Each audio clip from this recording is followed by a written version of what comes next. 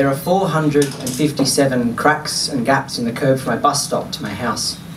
I know this because I take a step for each and every one of them. 2 steps if they're wider gaps, and I guess it cracks me up. In year 5, I wore a crucifix, fixed to a chain around my neck. I'd kiss it whenever I'd pray, and that's okay, but not when every sentence became a prayer.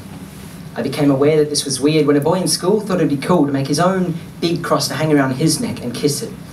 Every time I did. Everyone laughed. I was only a kid, yet I'd already learnt the lesson most don't learn until high school. Kids can be cruel. These aren't the only things that fuck with my brain. I can't turn a radio up or down without first spinning the dial around to full and down to low a few times, because that's how you get the volume perfect. Though it's also how you piss off everyone in the car. But you can't explain to them why you do it, because there's no logic to obsessive-compulsive disorder. What wanker put the word disorder in an illness that obsesses over order? The thing is, it came about from being bullied. Well, not the bullying itself, the anxiety that came from that. You see, OCD is a coping mechanism, because when you don't have a place, you give everything else one. Because when your thoughts are a mess, it helps to give them structure, but it becomes destructive when you get bullied for it. It's a perfect circle that only perfects further when you realise you become anxious about trying to overthrow anxiety.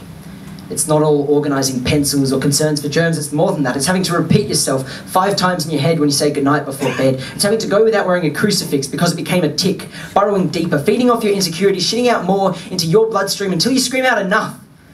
And then scream it out 5 more times until you get the volume perfect. Chuckie! Thank you.